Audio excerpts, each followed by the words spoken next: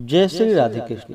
आप सभी का आपके अपने YouTube चैनल पे बहुत बहुत स्वागत है। आइए आज आप सब जानेंगे वर्ष 2023 में भाद्रपद अमावस्या कब है, तो जानेंगे व्रत पूजन शुभ मुहूर्त महत्व के बारे में। भाद्रपद माह कृष्ण पक्ष की अमावस्या तिथि को इसे कुशोत्पाटिनी अमावस्या, कुशग्रहणी अमावस्या, पिठौरी अमावस्या आदि नामों से जाना जाता है। वैसे तो प्रत्येक अमावस्या को पितरों का तर्पण करने का विधान है, परंतु श्राद्ध पक्ष के 15 दिन पूर्व पड़ने वाली भाद्रपद मास की अमावस्या को पितरों का विशेष प्रकार से पूजन तर्पण अगर विधि विधान से किए जाते हैं तो इससे पितृदेवता अति प्रसन्न होते हैं। भाद्रपद अमावस्या तिथि को जो कि पुरोहित वर्ग के लोग वर्ष भर कर्म कांड आदि कराने के लिए नदी, घाटियों, जंगलों से कुशा नामक घास उखाड़ कर लाते हैं और पूरे वर्ष भर उस कुशा का प्रयोग किया जाता है। पूजन में अंगूठी के रूप में धारण किया जाता है, तो यह बड़ा ही पुण्य फलदायी होता है। इसे भाद्रपद अमावस्या को जो कि पूर्वाहन में मानी जाती है, शास्त्रों में कुशा काशा यवा दुर्वा उसी राज सकुंदकाः गोधुमा ब्राह्मयो मौजा दश दर्भा स बलवजाह 10 प्रकार के कुश बतलाए गए हैं, जिसमें जो मिल सके उसी को ग्रहण करनी चाहिए। जिस कुशा में मूल सुतीक्ष्ण हो, उसमें 7 पत्ती हो, अग्रभाग कटा न हो और हरा हो, वह देव और पितृ दोनों कार्यों में ग्रहण करने योग्य माने गए हैं। उसके लिए भाद्रपद अमावस्या तिथि को नदी, घाटियों, जंगलों से इसे ग्रहण करनी चाहिए और उस समय जब भी आप कुशा उखाड़ते हैं उस समय इन मंत्रों का उच्चारण करना चाहिए। विरंचिना सहोत्पन्ना परमेष्ठिन निर्सर्गजा नुद सर्वाणि पापानि दर्भ स्वस्ति करो भव होम फट।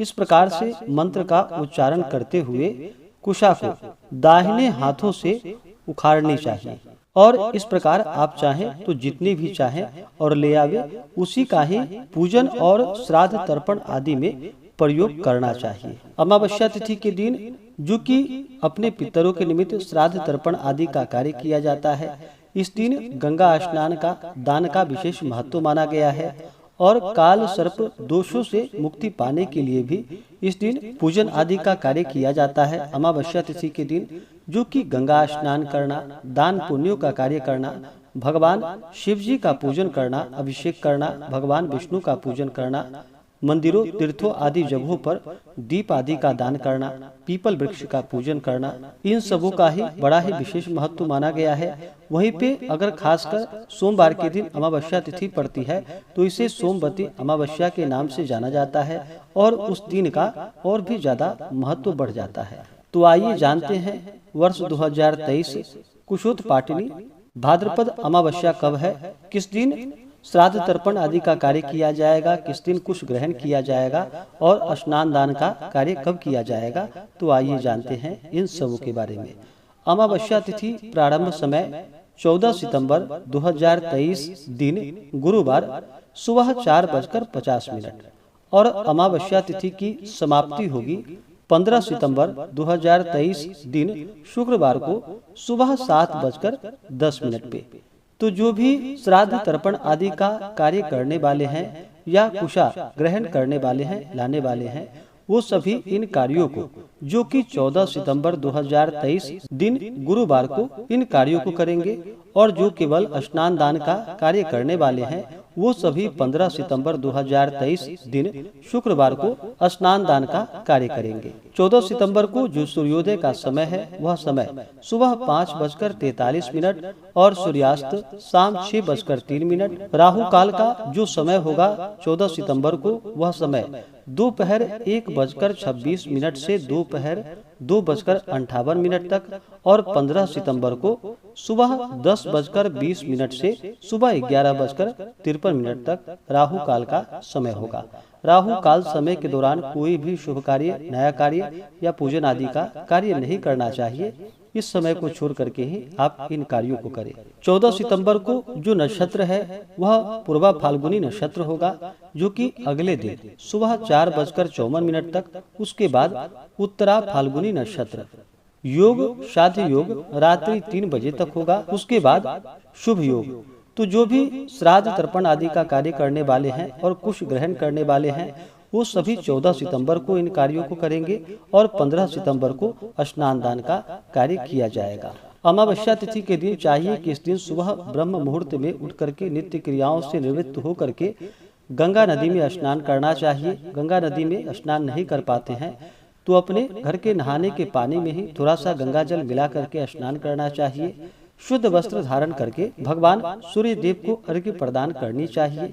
और जो भी पितरों का श्राद्ध तर्पण आदि का कार्य करने वाले हैं वो सभी मध्याह्न काल में दोपहर के समय में इन कार्यों को करे, अपने पितरों का तर्पण करे, श्राद्ध आदि का कार्य करे तो पितृदेवता अति प्रसन्न होते हैं और अपना कृपा प्रदान करते हैं, जिससे कि वंश वृद्धि होती है और धन धान्य की प्राप्ति होती है। अमावस्या तिथि के दिन जहाँ तक हो सके भगवान शिव जी के मंदिर में जाके भगवान शिव जी का पूरे विधि विधान के साथ पूजन करना चाहिए। नहीं तो कम से कम जल से उनका अभिषेक करके भगवान शिव जी को बिलपत्र अर्पित करनी चाहिए।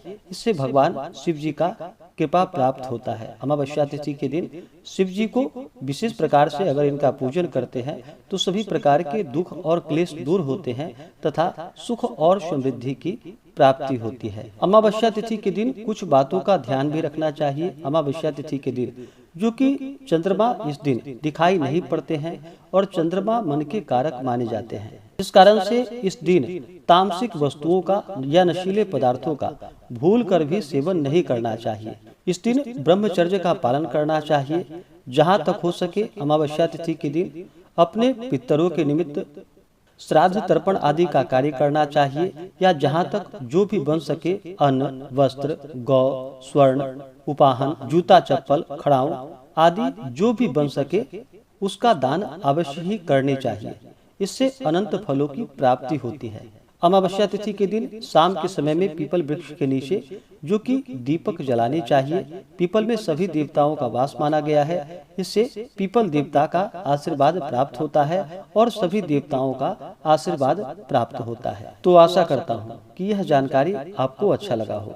ऐसे ही ज्ञानवर्धक जानकारियाँ प्राप्त करने के लिए हमारे इस चैनल पे अगर आप नए हैं तो चैनल को लाल बटन दबा करके सब्सक्राइब करें, साथ में बेल आइकन घंटी को दबाएं ताकि मेरे वीडियो का नोटिफिकेशन आपको समय से मिलता रहे। वीडियो को लाइक करें, शेयर करें। सुखी रहें और स्वस्थ रहें।